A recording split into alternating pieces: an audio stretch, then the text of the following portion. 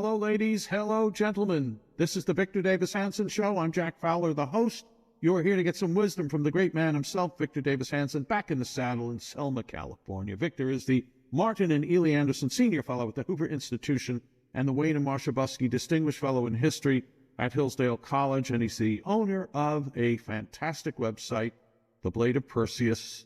VictorHanson.com is the address. You should be going there. You should be subscribing also.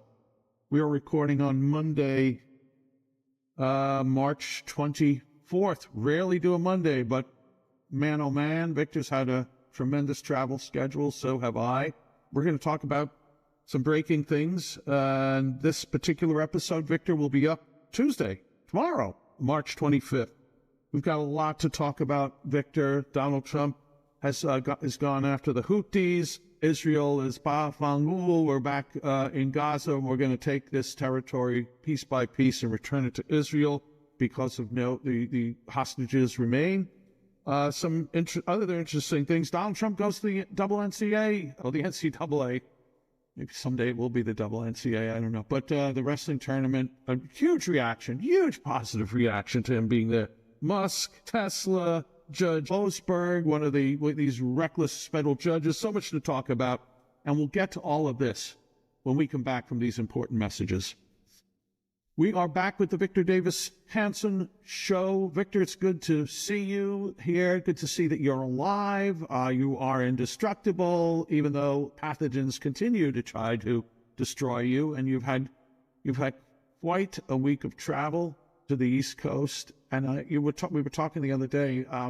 If I just may ask you to tell your little story, didn't the pilot? Wasn't a pilot on one plane? Yeah. Mentioned me. It was very nice of him to do that. And what did he do? He was he just said that, thanked me for being on the flight. And then we had a selfie. He was a really good guy. And everybody was nice on the trip. Of course, it's flying. So when the time you leave my farm to Fresno, you have to fly to a major city and get on the plane. Of course, everything was working like clockwork until, how does a plane come in the night before and you're going to get on it at your connection and something wrong with it, but it was okay the night before? I never have understood that concept, but maybe pilots listening can inform me. Maybe something went bad at night, or they knew there was something, you couldn't get it fixed, and we had a little delay. Anyway, it takes me to get from my farm where I'm speaking about 14 hours, usually 13 hours, the East Coast.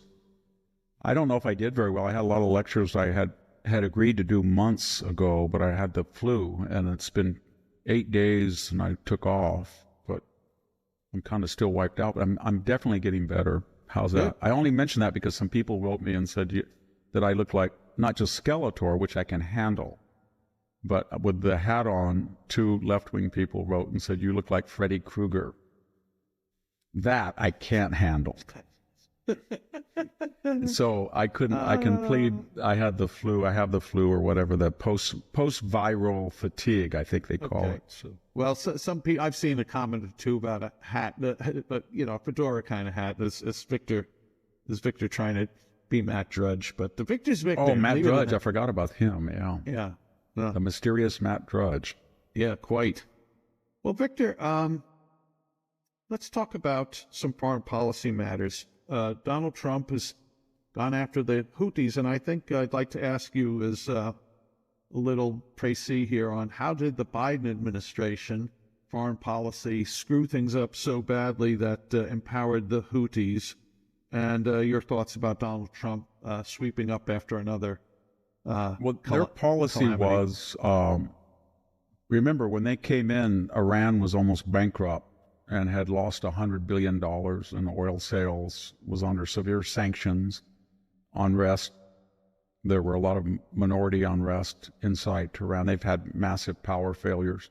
So they were reeling. The first thing that Anthony Blinken, Jake Sullivan, and Joe Biden, to the extent he existed, was to beg them to get back into the Iran deal. That sent a message to Iranian surrogates throughout the Middle East. And by the surrogates, I would define that as the Houthis, number one. Number two, these terrorist groups that operate in Syria and Iraq. Number three, Hezbollah. And number four, Hamas. So we know what Hamas got the green light for. We know that Hezbollah did too. The Houthis then were getting these rockets and drones from Iran. They can't make anything themselves. And they were sending them with regularity into the Red Sea, ostensibly to punish Israel. But the point was that the world didn't do anything about it. Now, Russia and China are patrons of Iran, so they kind of liked that idea, I suppose. They felt that that commercial corridor was not as important to them as it was to Europe and the United States. Then the Biden, that administration's policy, Jack, was to send a $3 or $4 million missile or more after a $10,000 drone.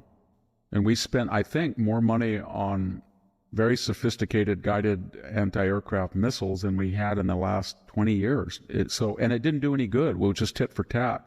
So everybody knew what the answer was, and nobody wanted to admit it or was incapable of doing it. The answer was to tell Iran, if you keep sending these missiles, we're going to stop it, take them out, and we're going to go after the people who are doing this. So Donald Trump comes in, he's not even there 60 days, and he starts attacking and targeting the people in the Houthi command and control structure and their stockpiles. And he's told Iran that from now on, he's going to hold them liable.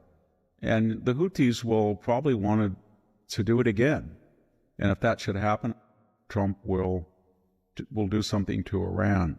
Iran is in a very strange position because it's been 50 years enjoying the reputation as the agitator of the Middle East that everybody was scared of. And then when you look at it right now, it only has one claim to deterrence, and that is it may or may not have a nuclear bomb. But otherwise, it has no air defenses. Its economy is shot. It's under severe sanctions now. Trump is even going after people who stealthily buy Iranian oil against this Western embargo. The Hezbollah hierarchy has been wiped out. Hamas, did you notice during the hostage exchanges that they were bullying the hostages, and they were braggadocio with their mask on and their camouflage uniforms? And then what happened? They had a war again with Israel. The ceasefire ended. And what happened to those 6 feet tall, strapping guys with moss? Didn't they come out and start fighting, hand to hand, block to block? They just disappeared into their tunnels. In other words, their only claim to being tough and macho is to go pick on defenseless, starving hostages and then to ridicule people, but it's not to go out and fight the Israelis. So we'll see what happens, but we're in a period of flux. The Middle East has not been in this flux since 1974, after the Yom Kippur War and the recession of the Soviet Union out of the Middle East for a while due to Henry Kissinger's diplomacy. So we'll see what happens.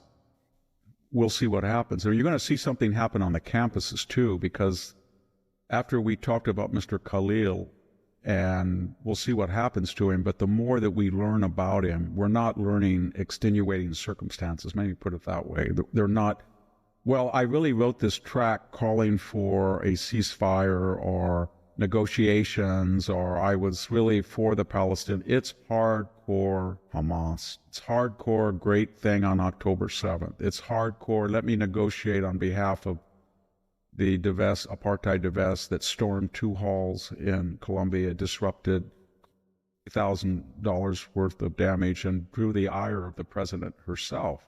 So the more we learn about Mr. Khalil, the more it doesn't look good for him. And now the existential question is just simply, does the United States have the right to say, we blew it? We invited somebody into our country with a student visa who then transmogrified that into a work visa, who was a foreign national, who supported a Department of State designated terrorist organization, wrote literature promoting mass murder, wrote or distributed literature calling for the destruction of Western civilization, and represented the students who systematically committed violence and anti-Semitic harassment. Now, do we have a right to say, we wouldn't have done that if we'd known who you were, your real character, so why don't we just go back where you came from and have a good life? Go to the West Bank, go to Gaza, you're an Algerian citizen, go to Syria, you've been in Lebanon, but don't come here and get money from the UN or NGOs or Colombia.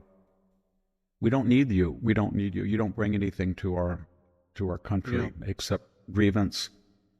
That's all it's about. It's not about free speech. It's about it's about somebody coming in. You have an invitation for a party, you invite people in, you're sitting there at your party at dinner, and this guy starts mouthing off how horrible your food is, how horrible your house is, how he has a right to be at your dinner party, and finally you say, leave. And he says, well, I have a right for free speech. That's what we're talking about. Yeah, yeah. Victor, it's interesting, but back on Gaza, well, we'll get to Gaza in a second, but Middle East, it seems like our position is ascendant, at least under Trump and Israel, but the troublemakers of the Islamic world are ascendant elsewhere. And I was at a National Review Institute conference, an idea summit last week, and Ayaan Hirsi Ali spoke. She's terrific. She is. She said, she was asked what her real fears were. She says, the collapse of Europe. She said, the UK, she believes, is on the brink. Sweden's prime minister has admitted he's essentially lost control over the Islamic. The question is, what do they do about it? That is a good diagnosis, but what is the treatment and what is the prognosis? In other words, Europe has about a 1.6, 1.5 fertility rate, and they now have anywhere from 7 to 10 to 15% of the population is foreign-born. I think Germany's got the highest at 16%. And the vast majority of these people, there's a lot of Ukrainian refugees, but the vast majority are from the Middle East, and they're not acculturating, they're not integrating, they're not assimilating. And they're very bitter because they look at their prosperous host and they think they're decadent. They think the women are too promiscuous, they're too, they're too free, they're too liberated. And that it gets back to what Bernard Lewis talked about a long time ago. They have this strange dichotomy, this desire to be in the West and to be experienced to all of its pleasures and attractions and appetites, and then to hate the people who offer that to them and to hate themselves. In other words, remember that going back to the 9/11 murders, I think there were 6 of them were in Las Vegas that week before with pornography, gambling, drinking. Nobody put a gun to their head and said they had to do that. Why was bin Laden, when they went to his compound in Pakistan, they found realms and realms of pornographic websites and things? And so there's something about this that nobody really wants to talk about, that these people from the Middle East come to Europe, they don't want to become European, and they double down in a way they were not happy in their home. They had an Islamic paradise, but they felt that it didn't give them liberty, freedom, or economic opportunity, so they went to somewhere that did, and then they immediately began to despise the host, like the fellow who just attacked a 43-year-old rabbi in Orleans in France the other day. Macron said that it was just terrible, and I think they put him under psychic observation. He doesn't have a psychological problem. He has a hatred problem. Right. And he has a lack of deterrence. He thought that if he were to do that, put it this way, if a bunch of Christians who were on a pilgrimage to look at historical sites in the Middle East, let's just pick a country, Egypt, Jordan, Syria, Lebanon, and some of them started to target the Muslim population and started hitting them, what do you think would happen to them? Oh my gosh, they'd be dead. So I think Europe's going to have, you're right, it's coming to a point of no return, and that would mean they're either going to have to people green cards and have them re-vetted, or they're going to have to deport the people there. They have to deport all the people there who are there illegally, but they're going to have to decide to integrate them. If they don't integrate them, they're doomed, or they're going to be in a civil war. There's the other thing going on, though. This is happening because of the left. It's the left's therapeutic policy you saw that with Merkel, open borders. There's something nihilistic or self-loathing about this postmodern West. We saw it with the Biden administration. It's like we woke up and we're thinking, wait a minute. In 2021, 23, were there really 10,000, 20,000 people coming across the border while this crazy Mayorkas was saying it's secure? Why did they do that? Did they want more constituents? Did they want more welfare recipients? Did they want people to cause chaos? Are they anarchists and nihilists? Why did they do that? And we can't even believe it. And so now it's going to take to find all the people who came illegally, even the people who were flagrantly committing crimes. Victor, before we get to Gaza, I just want to mention one thing. Today, Mia Love, who was a black Republican congresswoman, the first black Republican congresswoman ever, she was from Utah, served a few terms, and she passed away very young, 49. You know, I think of her, but I know she wasn't the Trumpiest person in the world, but she was such a hardcore pro-lifer. I think about the lieutenant governor of Virginia, also Winsome Sears. So these women, if they were, how we genuflect before the firsts, the Democrats do, but she was a real trailblazer and a good woman too. And you know, I don't hear her being talked about on MSNBC or CNN. For breaking barriers. So. No, I really like Mia Love. And the irony was, although she was hurt politically because she didn't buy in, I mean, she wasn't a Trump supporter. I don't mean that in a derogative way, buy in. But in 2017, she wasn't a Trump supporter. But if you looked at her record in the Congress as a congresswoman from Utah, it was indistinguishable almost from MAGA supporters. It was in the 90s. So she was a Trump supporter de facto, de jure, maybe not. She had she was only 49. I felt really bad when I read about it yesterday.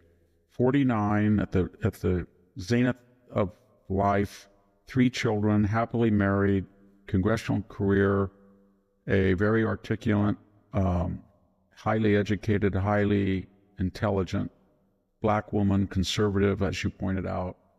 And she was fighting a 3-year fight with a glioblastoma. And my mother died of a malignant meningioma brain tumor. And I watched her, and I was trying to help when I was in my 30s, trying to find new avenues and things. But a glioblastoma is something else. And they've made enormous strides in that medicine. Doctors are maybe listening, know what I'm talking about. They've got all sorts of drugs and new types of radiation chemotherapies, but it's a terrible sentence to have a glioblastoma. Malignant meningioma is bad enough, or an astrocytoma, but gosh, I felt so bad when I heard that she fought that for 3 years. Yeah, well, tough wonderful lady. Wonderful person. She's like Ayan Hirsi Ali, and there's the Republican Party and the conservative movement have been blessed by dozens of these very articulate black women.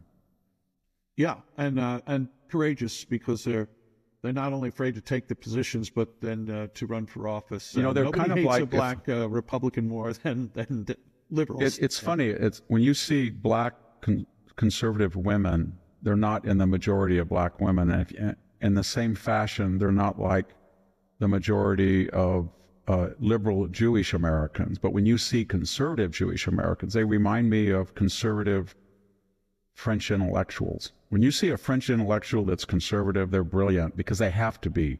They're under such attack. And the same thing is about conservative Jewish Americans, black women that are conservative. They have a constant struggle because they get incoming fire 360 degrees from culture, race, religion, everything. And yet they're on their toes. I really like French conservative intellectuals for some reason. Well, I was Ravel and all those people were. Yeah, Pierre Manon, Raymond Aron. I just had a belly full of it with. I was at the Philadelphia Society meeting, and as you know, my dear friend Dan Mahoney, and there were a number of. Actually, Will Morrissey, who I know you know from up in Hillsdale, and just. There was lots of discussion of the French right, and you're dead on, Victor. They are rare, and they are very Camus was courageous. a good example when he kind of converted to conservatism. Yeah, Malraux, who was close to de Gaulle. Yeah, the Royal. I remember that book about Cambodia. I think it was translated, the Royal Way or something. And I read his anti-memoirs when I was younger. Oh, really? I don't know how true all of it was. People suggested that he exaggerated, but if it was true for a guy who he did more than most people did in an entire 10 lifetimes, if half of what he wrote was true. Anyway, I feel bad about Mia Love. I really did. Victor, we're going to get to Gaza and Israel in a minute. We'll do that when we come back from these important messages. Let's be honest, we're not getting any younger. And if you want to look and feel your best, you need to check out Pure Health Research. They have 45 premium health supplements designed to help with every health goal, whether it's boosting your energy, trimming belly fat, supporting healthy blood sugar, pumping your testosterone up, or even reducing swelling in your legs. Pure Health Research Supplement Store has you covered. Each formula is crafted with natural, non-GMO ingredients backed by clinical research and manufactured right here in the USA. And here's the best part. Pure Health Research is offering you an exclusive 35% discount. Just go to purehealthresearch.com and use the coupon code VICTOR at checkout. With their 365-day money-back guarantee, there's zero risk in trying something new. So why wait? Head over to purehealthresearch.com now. Explore their 45 amazing supplements and save 35% before this deal ends with the coupon code VICTOR. Don't miss this chance to feel your best. We are back with the Victor Davis Hanson Show, recording on Monday, the 24th of March, and today's episode will be up on Tuesday, the 25th. Victor, here's a headline from the other day. Israel resumes war in Gaza with plan to conquer Strip, and a quote, if the Hamas terror organization continues to refuse to release the hostages, I've instructed the Israeli Defense Forces to capture additional areas, evacuate the population, and expand the security zone around Gaza through permanent, I love that word, permanent control of the area by Israel. Defense Minister Israel Katz said in a statement, the longer Hamas continues its refusal, the more and more land it will lose that will be added to Israel. So, Victor, two things. One, your thoughts on what's happening, and I'm just curious, I didn't ask you this ahead of time, if you've ever met Katz or know anything about him. No, I haven't. I've met members of the current Israeli government, but I haven't met him. But there was also, simultaneously with these announcements, both from Trump and Katz, there was a poll that was conducted that suggested that a majority of people in Gaza would like to be relocated in more peaceful circumstances.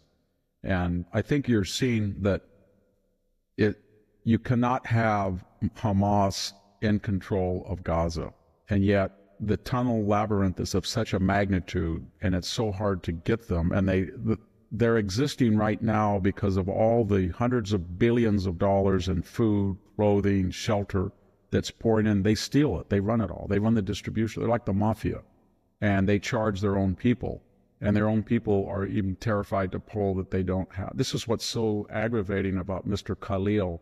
From his safe perch at Columbia, he can disseminate and encourage anti-Semitism, but the people whom he is supporting are inflicting enormous damage on Palestinians and Gazans, and he doesn't seem to be worried about it. If he was in Gaza and he was living there and he saw daily what Hamas was doing, I'm sure he might have a different attitude than being in subsidized housing owned by Columbia University. So we can see that I think all the country, when Donald Trump about a month ago in front of Netanyahu said, well, I think we have to displace the population, and then it's beautiful, it's got great beaches, we'll get all foreign money, Gulf money, everybody, Western money, we'll build this beautiful Dubai type situation, and then we will have passport control and let people come in, but not Hamas. And everybody thought, what's he talking? But the more, it's like everything Trump does. The first sentence, the first paragraph, the first narrative, it's so unorthodox or against the grain or never heard it before. But then when you start to digest it, I'm not saying that, we're going to absorb Greenland, but the idea that big fat Greenland sits there undefended while China and Russia are going through its airspace and maritime waters, there's going to be a remedy. I hope it's the autonomy of Greenland with a defense agreement with the United States of mutual assistance or basing. But there has to be a solution that has not been, because every single solution has not worked. The idea there's going to be a separate, independent Hamas state in Gaza is never going to happen. It's never going to happen. That's like going across the Rhine in March of 1945 and then surrounding and all of a sudden having an armistice and saying the Third Reich under Hitler's replacement at that time, Goering was still alive, Himmler. We're going to let Himmler and Goering have their little rump state here. They made no, it's not going to happen. I wonder, Victor, what you mentioned twice now, the tunnels, and I wonder just how much of a failing that is of our intelligence over the years, that such extensive work was done and paid for by us, essentially. Oh, right? We knew it was going on. We knew it was going on. What we were going to do about it? I mean, we had 8 years of Obama was pro-Hamas. We had 4 years of the people running the Biden administration was pro-Hamas. So essentially, out of the last 20 years, we only had 4 years of an administration, the first Trump administration, that was, I should say, that 16 years that was even worried about it. And they had it was very strange. I mean, I was looking at the pictures not too long ago and comparing them to the Mexican cartel tunnels, which were very sophisticated. But the Hamas were much better designed. They had reinforced concrete rebar. So they didn't have any wood supports like the cartels. They had everything, internet, and they had sophisticated German bulldozing equipment and tunneling equipment. It was all going on. Everybody knew what was going on. And when you looked at, I had gone to Gaza in 2006, I think, and when you looked at that, what was going on, there was, that was when they were pulling out everybody was, this was what, everybody has this idea the Israelis are the aggressor. All they want is, every time they have a solution, they get all excited about it. They were saying, you know what, we've got all these hot houses, we've got this export market that we've trained the people there. We're going to get everybody out of Gaza. They will have no complaint against us. They'll have their autonomous country. And we even have American money that's going to continue these sophisticated winter vegetable and winter fruits and things like that to ship to Europe. So they even have a big, we're just going to give it. And when you listen to that, human nature being what it is, you think, no, they're going to interpret your largesse as weakness to be exploited, not as magnanimity to be reciprocated. And they did. That's exactly what they did. So that was Sharon. That was his idea, to get everybody out and we'll have a lasting peace. Yeah. Never going to happen. Not if the United Nations and the Europeans and the NGOs fund all of these radical groups that brainwash people from the age of 3 years old to hate Jews. Yeah. Well, I wonder how, once the area is taken back, how many decades it's going to take to undo all that mining. Well, anyway. Oh, I'm sure they've mined every single. Their whole attitude is there's going to be some Western Israeli or American or somebody's going to come in here one day and try to explore these tunnels, and we're going to booby trap them and kill as many as we can. Yeah.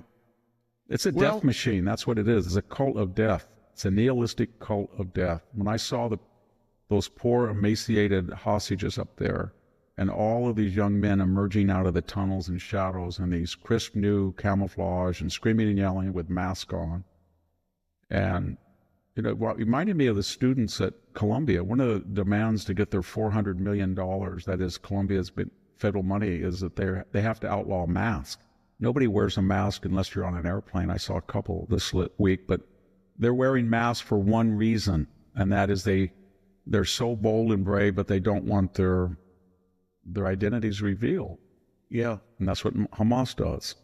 And so not funny, Victor, but the cult of death and tunnels. I read this today. I got it in front of me. I'm going to spring this on you. Andrew Arthur, who works for the Center for Immigration Studies. That's Mark Krikorian's group. He's got an op-ed in the New York Post today. And, the cartels who are tunnelers on our border, I think it's a border again, they too are demented with people. Now, here's what he wrote. Cartels use the money to enhance their operations and to run camps. This is, they're doing the coyote business here of bringing people up because the Biden administration says come, and the Catholic NGOs say come, and what happens to the people that come? Well, they have to deal with these thugs and murderers. They run camps like the one uncovered outside Guadalajara 2 weeks ago. That was something else. Yeah, I mean, it was like Auschwitz. They had tennis shoes and clothes, and then they had a crematorium. I mean, it was a deliberate emulation of the death camps, and This is what we're dealing with. And these are the type of people cartel people, M13 people, trend people. And this gets so infuriating that we'll talk about in a second, but these individual regional judges can rule that even though these people came in illegally, even though they came in with an intent to harm and hurt people, even though they're agents of sinister forces, even though they in many cases are in terrorist designated groups, and they have no legal right to be here, it's illegal to take them back home. I don't understand that. And all of these judges, if they had to live in areas where I live, out here in southwestern Fresno County, which has had an enormous gang problem, M13 and not too long ago in Mendota had overrun the whole town. And one day I was driving, I won't mention the name of the street, and I was driving down, and all of a sudden I saw 8 or 9, 10 males in their boxer shorts, all arrested, sitting along the side of the road with about 5 different federal agencies, sheriffs, police, highway patrol, immigration, and with masks on, some of them. And that was about less than a mile from my house. So if they had to live in areas like that, any of these judges, they wouldn't be so cavalier about grandstanding. Yeah. Well, I know you and Sammy talked about the judges at some length, but I wanted to layer on to that, and I encourage our listeners, if they haven't caught the weekend shows with Sammy, that they do so. But this one judge, Boasberg, yes, and he seems to be one of the prime instigators of stopping the deportation. But I wonder, Victor, if Judge Boasberg had been around 80 years ago and had been a federal judge in 1944, given their assumption of the power that they have now, he would have thought, hypothetically, he could have stopped the D-Day invasion. He could have stopped the Enola Gay. I mean, where does their power end? This is what Chuck Schumer bragged about. He said, "Look, don't try to remove me. I got all of these 50-something left-wing judges, and they're doing a great job." And what he's saying is the lowest rung of federal judge can affect the entire country. And they all have something in common, 2 things in common. They're all either Biden or Obama, or some of them older Clinton judges. And this is lawfare 2.0. This is just a continuance of Judge Merchan, whose daughter made millions of dollars trading on her father's name as a Democrat. She was an activist consultant. Remember Judge Merchan and the Alvin Bragg? This is the same thing of Judge Kaplan and the E. Jean Carroll civil suit, left-wing judge who said even though Donald Trump had not been convicted of rape, it was a minor difference, sexual assault and rape.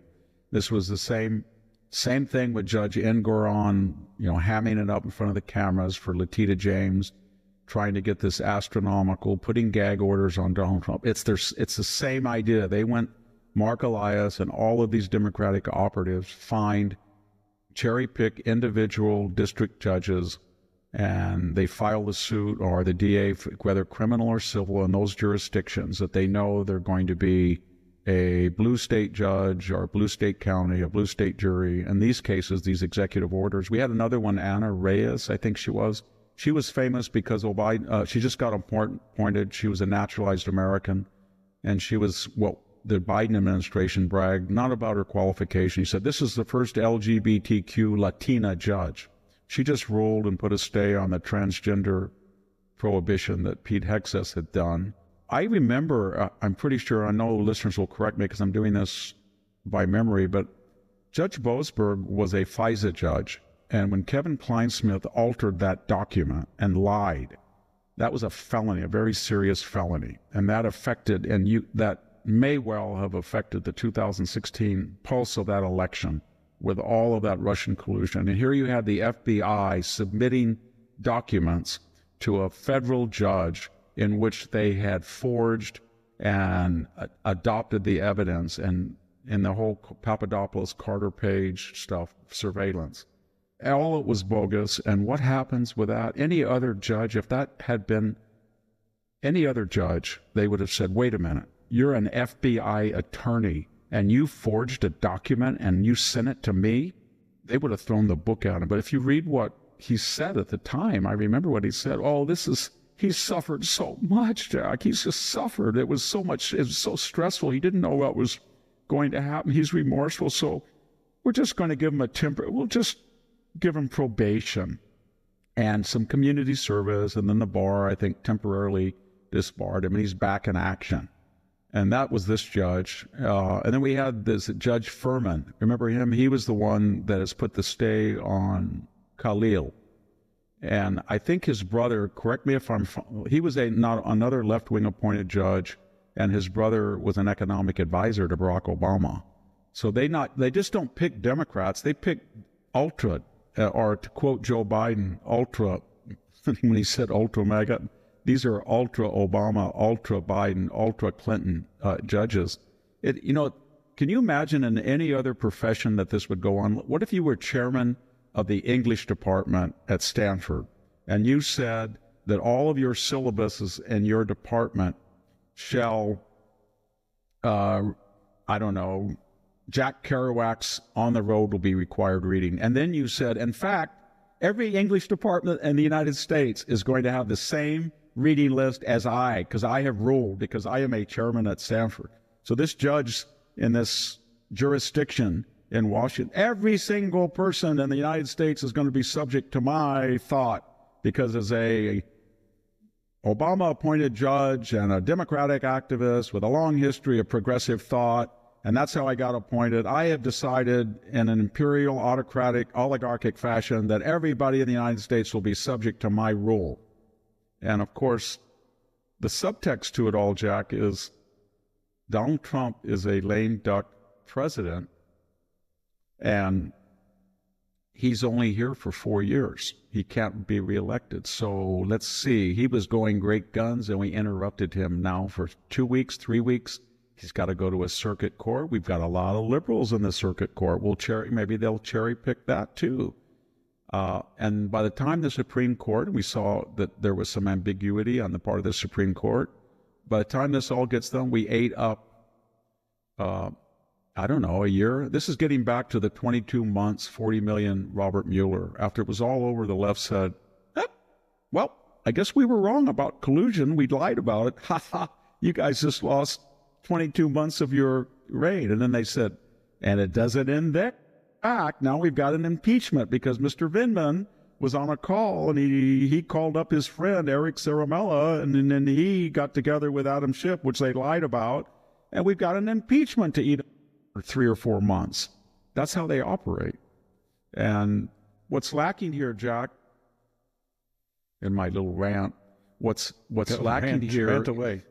Everybody, has anybody heard any counter-positive proposal? So when Tim Walz is dancing on the stage and hamming it up about his little app, and that he's got, it's so great, it's going down, the Tesla, even though he's got a multi-million, if not over $1 billion in Minnesota investments. And then he kind of apologized, and then he's talking about Musk as the a-hole, and then he's talking about Musk as the Nepo baby, creepy South African. And then he's talking about that part of the problem with the MAGA men is they're not masculine like he is. And he's going to kick this guy. That I'm 71 years old, and I did wrestle for 3 years. And he was, I suppose that I would like nothing. I mean, I think every male listening to this, if you were walking alone at night in a city, your dream would be that Tim Walz would walk by you and try to hold you up or something. I mean, Tim Walz coming out of a dark alley. Yeah. He's the epitome of, I don't know what, I don't want to get down to his level, but when you have all that stuff, and then you think Elon Musk has just saved Boeing and saved NASA and rescued 2 people, and astronaut Kelly can't say a nice word about him other than he's an a-hole. So we get all this, but what I'm getting at is, why doesn't Chuck Schumer go on and says, look, we have no problem with reducing spending. Barack Obama used to give speeches about it. We were ahead of you guys. Clinton balanced the budget. We know how to do it. So here's what we want to do. I know it's not the Reagan years where the tax rates were in the high 20s. We've got up to 38, so we can't really raise taxes. But what we can do is work with you guys, and let's get a freeze across the board. And then we'll work toward a balanced budget. I haven't heard any of that. I have not heard any of it. Or when they say something like, well, we don't we want to remind you guys that you guys were the free traders. You were the Milton Friedman libertarians. We were the tariff. Clinton had tariffs. Obama had tariffs. We like tariffs. So let's just be reciprocal. Let's get together and get a tariff policy, a bipartisan. Oh, now I know we opened the border. I know we did, and we withheld illegally congressionally approved funds that were designated to finish the wall.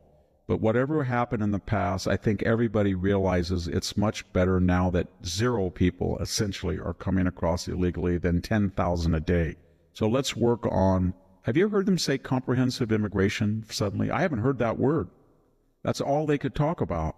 So what I'm getting at is they don't have one concrete proposal, either to work with Trump or to take credit for a successful program, nothing.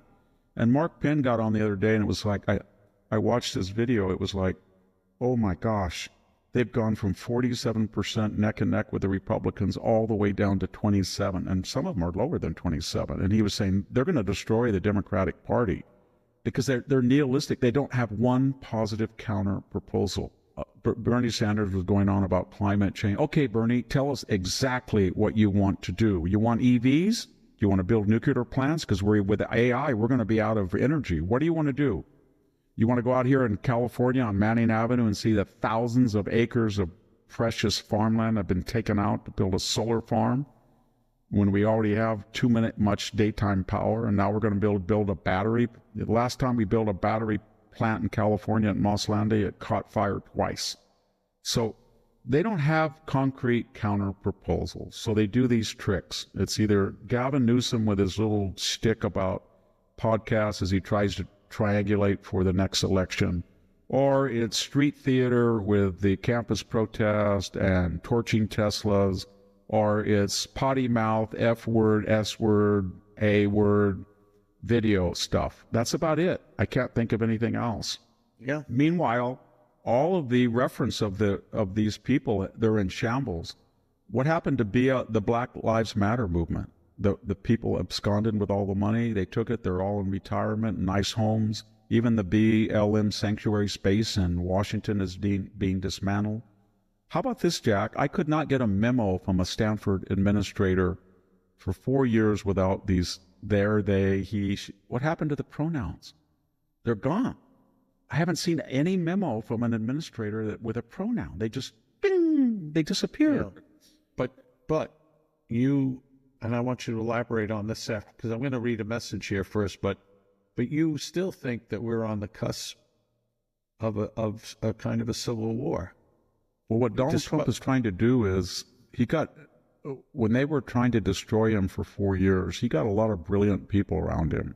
Amen. Everybody remember that. And he said, I didn't have people who agreed with me in my first administration in every case at cabinet heads and advisors. So I'm going to get everybody, no exceptions.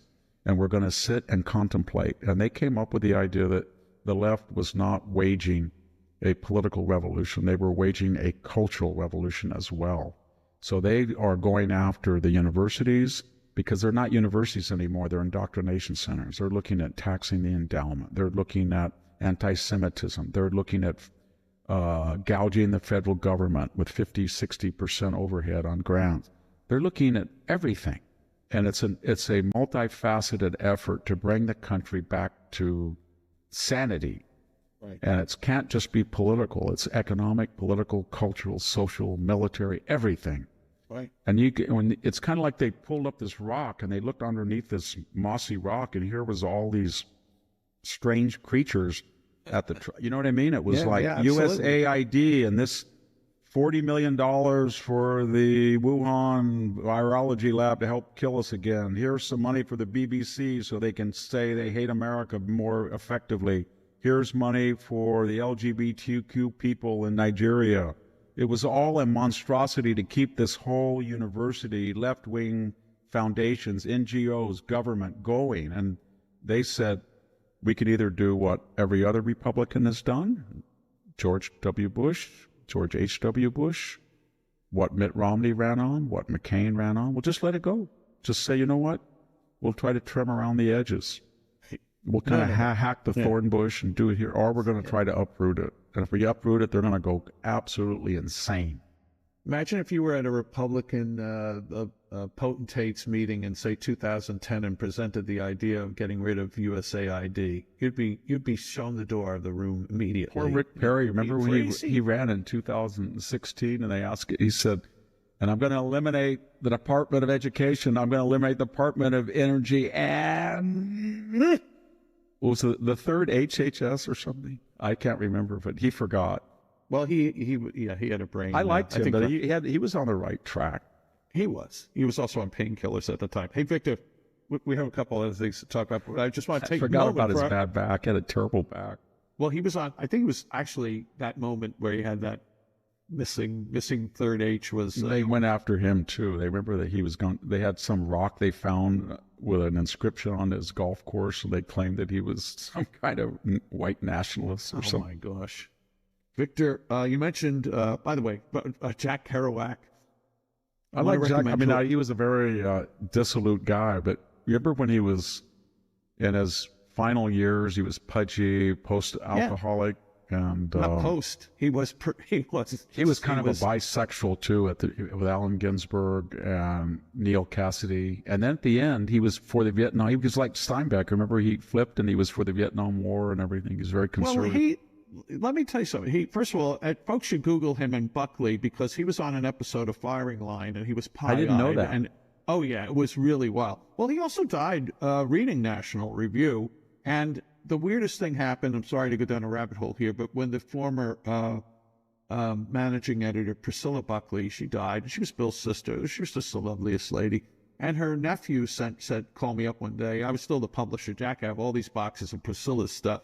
So 24 of the 25 boxes were books, and the last box had all kinds of folders of interesting things, kind of shocking things. But there was a file called Kerouac, and Jack Kerouac had submitted an article to National Review, and we were getting it set, and he died. So the article was never published, but I had it there in my hands, and I had to deal with his estate.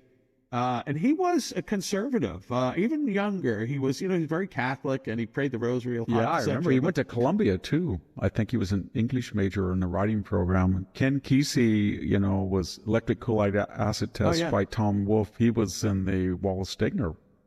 He financed that tour with One Flew Over the Cuckoo's Nest revenues, yeah. Even that one, was it Sometimes a Great Notion? I really loved that movie with Paul Newman and Henry Fonda. They made a movie of his second big novel. He had a very tragic life too. Ken Kesey, his son died. Yeah. He was a wrestler too. I think he was a state champ.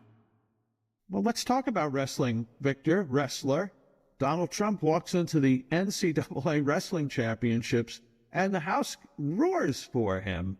And I thought it was cool. I'm not from a wrestling family, although in high school I worked. Cooking. We had big wrestling, huge tournaments at my kids' high school. And there's something about wrestling families. I mean, and the wrestling teams, there's just a great dynamic relative to other kind of sports. That was my impression. Well, they started when I was a junior in 1970, and I was a terrible basketball player. So in winter sports, they started a wrestling, I was a freshman. 1967, they started a wrestling team at Selma High School. And I was on the first wrestling team on the JVs. And I think we didn't win a match that year. But I learned something about wrestling. I mean, my dad was such a wonderful person, but he was so frustrated because, we went all around the San Joaquin Valley. We were out there at Gustine, and then it was like a 2-hour bus ride, and I get back at midnight, and he'd say, "What are you doing?" I say, I signed up for an early AP class or something like that, and I would be up till, and he goes, and then I was always trying to lose weight. I was 6'1", and I was in the 127 pound. I wanted to get down to 121. So I was spitting all the time. And my grandfather, every morning I'd run around the ranch, and my grandfather would be out irrigating, and he'd say, "Please, Kate," he'd hand me a chocolate bar. "Please, I had to find you. You got to eat this. You're going to kill yourself." But I was kind of like son of flubber. In other words, when I went out for 3 years, but I had a reputation of not being a good wrestler, but a person who wasn't able, because I was like a lanky, it couldn't be pinned. They had a rule you couldn't go up to more than 2 or 3 weight classes because everybody get the flu and sick. So when I was in 121, if I would go to I never missed any of the meets. So we'd go to Dos Palace or way out in the middle of nowhere, and they would put me in the 145 class, and I would just grab onto somebody where for 6 minutes, they flipped me back like a fish on a wharf, and they wouldn't let go. There was a very famous guy, I won't mention his name, he's really strong, and his father was there, and I grabbed onto him, and he threw me 6 or 7 times. We flipped around. I did a crossface on him so he couldn't do it. And the whole point, you see, is not to lose your team 5 points by being pinned, but by just lose by default, by points. So the coach would say to me, look, I don't know, I don't want to do this to you, Victor, but what's his name is sick with the flu in the 146 class. So you're going to go up 20 pounds. This guy is the Central Valley's runner-up. You go out there and you grab him, and you do not get pinned. So I don't think I ever got pinned, but man, I think my record was something like 6-20. Another thing I noticed was about wrestling, this is an interesting fact. You can't tell how good your opponent will be by his physique. I was really scared when I was wrestling once. This guy looked like he was Arnold Schwarzenegger at 127 pounds. But he looked so formidable, and I beat him, but he was not very strong. And then I remember another time I was ahead. I looked over, and this guy looked like he was one of those. He just looked like a tub of guts. Yeah, he was just roly-poly, and I thought, this is going to be so easy. And he had little twigs for arms and this huge belly. Man, I got on there, and he got that weight going. It was a bam, bam, bam. It was like a cannonball at a siege, and I was the gate. He just bam, bam. I remember the next day I got up, I was all bruised, and he beat me. But I don't know. There's something about wrestling that was weird about it. There's a lot of tense, and I get really, you look at the guy when you're all in the weight classes in the chairs, and you look across the mat and you see the guy you're going to wrestle in the next 10, 15, 20 minutes. And you kind of go, And then when you're the next guy, then you're up there and then waiting thing, and you're going like this, and you're all, like 15 years old. I just turned 14, 15 and 16. And, you have all this, there's this guy, I'll just make one other thing. He was really good. He was an African-American guy, one of the sweetest guys from, I think it was Los Banos, but he was something like 22-0. And he was looking at me right before, and my coach came over and he said, now don't psych yourself out, Victor. You've got to go in there like you can beat him. And I said, Coach, there's no way in the world that I can beat this guy. He's impossible. And we went out, and the guy before had been a big sweat hog, and there was still sweat on the mat, and they hadn't quite cleaned it. And the first thing he did is he ran at full speed to take me down, and he fell on his back. And I just jumped on him. And I came within like 2 seconds of pinning him. And then he just kind of rose from the dead. And the rest of it was like jellyfish again. Pew, pew, pew, pew, pew. But I always liked our coach. Don't get psyched out. Just because he's bigger, stronger, and better than you doesn't mean you can't win. This, again, it's as you know, an individual sport, right? One-on-one, but there was always a sense that wrestling teams, there was some camaraderie that kind of transcended other it's even basketball teams. It's like golf or something. I've never played golf, but it's like boxing. It's a team, but it's an individual sport. You can't hide, like in football or basketball or baseball. I mean, there's especially football. If you don't make a tackle, you can say the other, but you're just out there alone, and yet your points will help your team. And so you have all these strategies. Don't get pinned. If you win by points, it won't help your team. At this point, you got to pin the guy. Do anything to pin him. When you get down to 1 minute and the coach is yelling you, don't get pinned and we win, then you're like scratching around, Yeah. You're like a steer with a guy trying to rope you as you try to evade.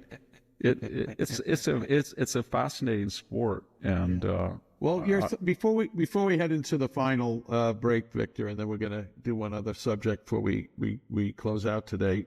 Any thoughts of what were your thoughts of Trump's appearance at that NCAA tournament? It's very good that he does this, like the Madison Square Garden when he walked in that time with Joe Rogan, Dana White, RFK, to that thunderous applause. It's just a reminder to people that he has, that when this is the all-American, Midwestern, small-town, rural, it's really something. And to see all of that support reminds people not to listen to the media. I think everybody, if you look at the Real Clear Politics today, and you look at some of the latest polls, they're about dead even, and even, I think, Rasmussen and Morning Advantage, they have him ahead a little bit, or dead even. And that's a pretty amazing thing, Jack, given this comprehensive counter-revolutionary policy he has. And everybody gets kind of depressed and, well, it's so chaotic. But actually, most people really do want Doge to cut. And most people really do want affordable energy. And most people really want to find a legitimate ceasefire in Ukraine. And most people really do want a closed border. And most people really do want illegal aliens, especially those violent, to go back home and try it again if they want to come, but only legally, and to finish the wall. So he's on the right side of everything. And the hysteria that is all we hear, but that's not the story. So when he goes to this wrestling thing and you see this overwhelming response, it's kind of like when he was at McDonald's in that iconic moment when that Indian-American couple, and he said, we're just so happy, we're just ordinary. You're not ordinary. And then his wife said, but thank you for taking a bullet. And he kind of looked around like he was a philosopher, said, I guess I did. Those are good moments for him. He's very good in unscripted authenticity, genuine moments. Yeah. And the more he does is the better. I don't know why it just made me think of Obama mocking him at that White House Correspondents' dinner. About the birth thing? Yeah. My answer to all of that was, Mr. Obama, if your literary agent had not had a flyer for your memoir who said Barack Obama was born, and I'm quoting, in Kenya. And why did she write that? She wrote it to gin up sales as if you were a naturalized America with genuine African roots. It says that. You were born in Kenya. That was a flyer they distributed to promote your book. I have written, I think now, 26 books. I can tell you, Jack, in 26 cases, no agent, no literary promoter working for no ad person, any of them have ever written anything about me without my knowledge. The idea that they wrote that without his knowledge is preposterous. I'm not saying he was born in Kenya. What I am saying is he thought it was kind of cute that they could spread that little thing for a while and get sales for Dreams from My Father, which he probably didn't write himself. His books were full of lies. His girlfriend, which was a composite of girlfriends. The whole book was fiction, and I think Garrow wrote that about. Well, Victor, we've got time for one more topic, and that will be, we are going to go back over a topic of Teslas, which I know you and the great Sammy Wink have talked about it, but there's an angle here I'd like to get your take on, and we will get that when we come back from these final messages. We are back with the Victor Davis Hanson Show, recording on Monday the 24th. This episode's up on Monday the 25th. I said at the outset, Victor's got a website. We have a ton of new listeners and viewers even. We're on Rumble. Sammy showed me some info about this podcast on YouTube. There are hundreds of thousands of people. People are very, I hadn't been out because I'd been sick, and I went out on the plane. And by the way, I took a influenza A test to make sure it was no longer positive before I went. Okay. And I tried not to cough. This is the first day, really, I haven't coughed in over 2 weeks. But anyway, the point I'm making is most of the people who came up at the airport or talked, they used to say, well, I read a book, and there wasn't very many, or Fox, but almost all of them, their point of reference was a podcast, which is really good news that people are tuning in. And I was shocked. I saw my friend, I mentioned it a couple of weeks ago, my friend said he saw me on YouTube. Although I didn't know what he was talking about, but I guess we're on YouTube. So, well, anyway, because we have all these new listeners and viewers, should know about your website, The Blade of Perseus, VictorHanson.com. And when you go there, you will find links to Victor's weekly essay for American Greatness, weekly syndicated column, the archives of these podcasts, links to his books and many appearances. And then there are some special things. They're under a little insignia Ultra. Victor writes 2 pieces exclusively every week for The Blade of Perseus, and he does one exclusive video. So you should subscribe. If you're a fan of Victor's wisdom, that means you should be subscribing. It's $6.50 a month. Do that times 12, and you'll come up with some number. But we discount it to $65 for the full year, The Blade of Perseus. Victor, yeah, you and Sammy were talking about Elon Musk and Teslas and of course the attempts to firebomb Tesla dealerships and harass Tesla owners. But I saw a link the other day, and I think I sent it to you, about that someone was released the names of every Tesla owner in America for what nefarious purpose? Obviously for trying to encourage locals to cause mischief and damage. I know you're an owner of a Tesla. Yes. Do you want that known that where you live, and that some nut's going to show up at your house? And I don't know. I'm worried about it. I was gone, and 3 Fresno County sheriffs showed up at my house, and they said they had gotten a 911 call from somebody that there was an event going on. So I'm assuming that was some kind of, I don't know if it was a prank or swatting, because it was almost the same time as they were very nice, my wife said. They didn't come out guns drawn, but somebody obviously called them for the point of having more than one sheriff show up. And every once in a while, it's one of the weirdest things about the left, because as we have talked about, Elon Musk voted for Hillary Clinton, and he gave an interview in which he said he voted for Joe Biden. He didn't endorse Donald Trump, I think, and correct me if I'm wrong, until mid-July after the first assassination attempt. And so he was canonized, especially in California. Everybody I knew, things like this in the Stanford, Palo Alto area, if you talked to them, oh man, the Tesla's the only EV that works. It's got the greatest range. It's just so much better than everything. It's so wonderful. And to see them go from that, because he endorsed Trump, then to hate him, try to destroy him. And I was thinking about Tim Waltz, when he said that he went after Elon Musk, he was a horrible person, or Bowman said that he was a thief. I wanted to say, what have you done in your life, Mr. Bowman, other than be kicked out of Congress after you turned off even your left-wing constituents for probably committing a felony and getting away with it about, fire alarm. Principal who his duty was to tell people never to do that and endanger it, does it himself. What have you done, Mr. Waltz, except every single thing you said about your military record, the conditions under which you went to Iraq, the conditions about the rioting? Your wife said, open the windows so we can smell the burning in the air. What have you done compared to Elon Musk? While you were saying all this about him, he was providing free internet service to Ukrainians. If they didn't have it, they would be in big trouble for their command and control.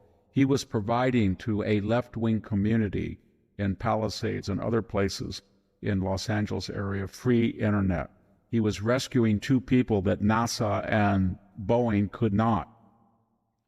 He was, in addition to that, most of the people that are attacking Elon Musk are doing it on X. And Jack Dorsey, the previous owner, was not only censoring them, but he was inviting the FBI to come in. And remember, the FBI's chief counsel, James A. Baker, rotated into a $7 million a year job at Twitter. They all did. There's about 12 of them that retired and went right to work. And they had, why? Because when they were working for the FBI, they were doing all they could to censor the news and collude and do things like stop Miranda Devine and other people from reporting about the authenticity of the FBI-controlled Hunter laptop. So I don't understand it, what they're doing, but I hope Pam Bondi, she's got great rhetoric, but she's still assembling her prosecutorial team, but it seems to me that they've got 3 or 4 of them they caught red-handed. They should bring them in and see if they want to make a deal and tell us exactly where they got the information, who is paying for this, and they need to go after them. When you have Jasmine Crockett going on video and telling everybody to resist and to stop and I think she said the word, bring him down. We're going to bring him down. And then she has that little qualifier about violence. Or as I said with Sam the other day, Jimmy Kimmel, hey, everybody, don't burn Teslas. That's right at the point of racketeering, RICO. It really is. Right. And so I wish they would. Him. Gosh, the left is an expert at going after people with so-called conspiracies after January 6th, but we'll see. Can you imagine that guy and all those late night guys? By the way, I watched recently, I forget where I found the link, a couple of old Johnny Carson programs, and compare it to these clowns, all of them except for, of course, Greg Gutfeld, and the narrow aspect of America they talk to, and how they degrade America, and how out of sync they are with America, and how these networks make them their prime guys in the late evening. Yeah, I just don't get it. I don't either. It's like the left doesn't even make what I don't understand is, in this counter-revolution of the last 70 days, they don't even offer a defense. Nobody says, well, why are you cutting U.S. aid $40 million to Wuhan? That was necessary. And of course the BBC needs that's state-supported, that needs our group, that needs our support. Yeah, we've got to do that. And Boeing's it's a lot better company than Elon Musk's SpaceX. We don't need SpaceX. We could have just packed them on that. It came home okay. Why don't they just make all these arguments? But they don't. Or, you know what, 36 trillion, big deal. So we have 125% of GDP. So we pay $3 billion a day in interest. That's okay. That's sustainable. What's the problem? And you have AOC. Oh, gas has dropped 40, 50 cents a gallon. That's terrible. We can get it back up there. And Stephen Chu said that. Remember Obama's energy? So why don't they just make the argument is what I'm trying to say. But they don't even make the attempt when they're caught. They don't even, the border is closed. There's not 10,000 people swarming around? Oh, how'd that happen? Well, let's bring it back. We can do that. Donald Trump, you better let in 10,000. That's what we did. But they don't.